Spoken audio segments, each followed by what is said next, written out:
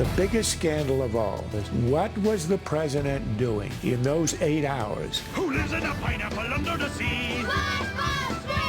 Absorbent and yellow and porous is he. Looking out at the airport, Dave, I think I see what we've been waiting for. This could be Air Force One. Well, it does appear that Air Force One is descending to the airport at McCarran. Because what happens in Vegas? He never calls Secretary of Defense. He never calls the chairman of the Joint Chiefs. He never calls the CIA director. Order the double cheese and sausage. Right here, dude. It looks as if the only phone call was to construct a cover story at a time when the last 2 Americans who died were still alive and fighting for their lives. Freedom prospers when religion is vibrant and the rule of law under God is acknowledged. An informed patriot is what we want. Welcome to Focal Point, the home of muscular Christianity on Conservative Talk Radio. Muscular Christianity. Where we relentlessly explore the intersection of truth and politics. The trouble with our liberal friends is not that they're ignorant. It's just that they know so much that isn't so. Now, here's your host, Brian Fisher.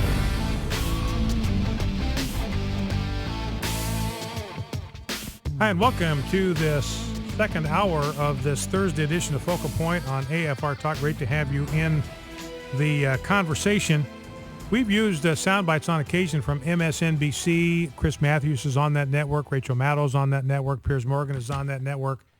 And their ratings are absolutely in the basement. More bad news for MSNBC. They've fallen even behind HLN, which is a CNN knockoff, Headline News. Glenn Beck used to be on that network. So they're in trouble. They brought in this guy, Chris Hayes, to replace Ed Schultz because Ed Schultz's ratings were sagging.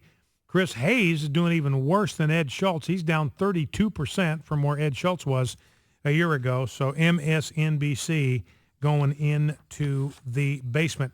Interesting thing, yesterday I talked about God's design for the home, which is for man to be a provider and for a wife and mother to put all her creative energies into making a home, creating a home for her children and for her husband, at least while the children are still at home. Obviously, once that phase in her life is completed, it opens up a lot of other options. But that is, I think, God's primary design, not that we're going to order people to do that or put them in a straitjacket. People have to make this decision, what works best for their families and all of that. But it's interesting, Salon is a left-wing website, uber left, and they went after me yesterday for this. My comments got out there on some of these left-wing blog sites.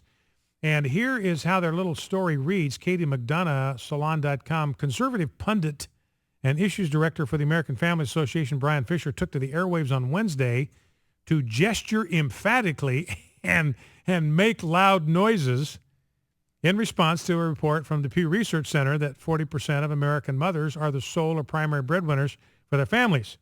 His response, and listen to this, so they're basically accusing me of being a Cro-Magnon Neanderthal here. His response that women were designed to serve their husbands from inside the home was predictably bananas.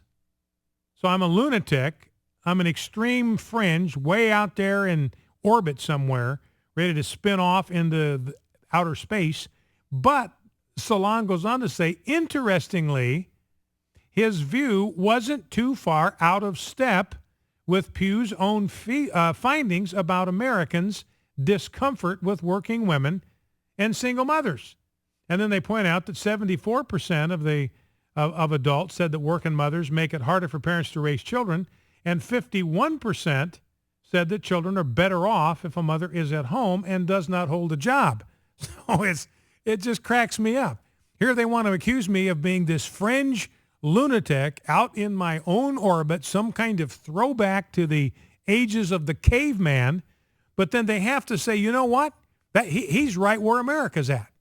74% of the American people agree with him 50 on the impact on children. 51% of America agrees with them about the impact on the family.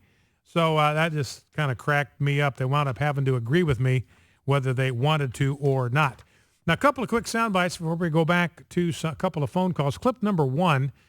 Again, Eric Holder is in hot water being investigated for perjury. I believe he committed perjury. I believe he told a flat-out lie under oath to Congress, took an oath, said he was going to tell the truth, the whole truth, and nothing but the truth. He was asked about investigating journalists, prosecuting journalists, said, I would never do something like that. The furthest thing from my mind, haven't been anywhere around that, wouldn't touch it, would never do it, wouldn't even think about doing it. And then we found out that he's the one that signed off on getting the records of James Rosen, the reporter for Fox News. He personally signed off on those warrants. So here's Jay Carney being asked about this by the media. Let's listen. Even if the Attorney General ruled out that he was going to prosecute Rosen, on the question of a potential prosecution, he said, quote, this is not something I've ever been involved in, heard of. We know he was involved in it at the very least. That's the question. Was he not telling the truth on that point? He was involved in it.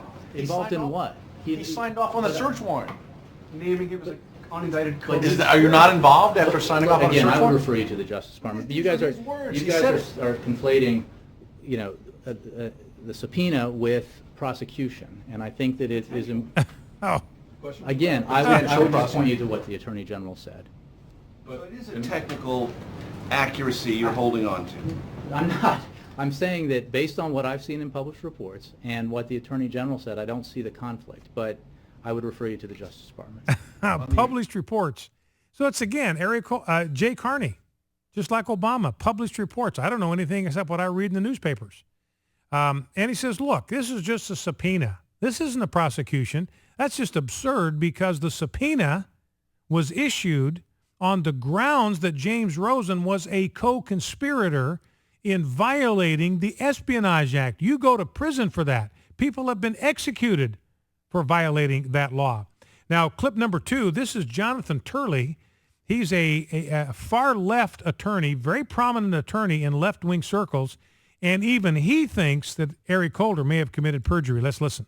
What Eric Holder did is he crossed a line, a very important one.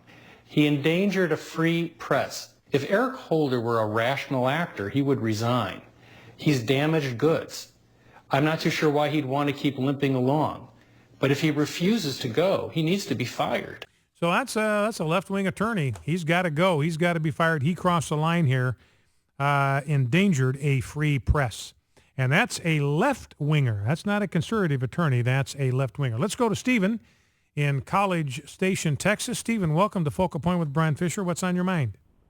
I was just wanting to comment about earlier when we were talking about the IRS. And yes, sir. I think we should abolish the IRS. But the problem I think that we need to be cautious about would be, I feel like if we abolish the IRS and then people go, well, we need a fair tax. Well, I feel like we're putting out one fire and then just lighting another fire because the income tax originally was only going to be for the rich, and now we're all being punished by it. And if we start a national sales tax at 20%, well, why not 25 or 30%? And I just don't think we should replace it. I think we should be cautious about that because government's never going to slow itself down. It would only grow, and we might be in the long run in a worse system after that than we would be in the first place. Well, that's a really good point. And so Stephen, do you have, I mean, in your mind, is there, what do you think would be the best way forward here?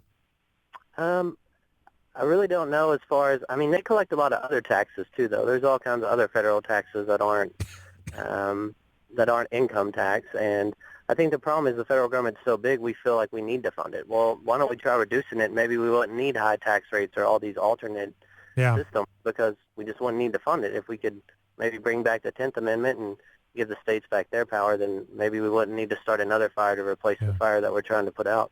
Well, listen, I appreciate that, Stephen. Thank you very much for that. That's a good call. And, you think about, and I think his point's a good one, just replacing or abolishing the IRS doesn't necessarily solve our problems because then the question is, well, what takes its place?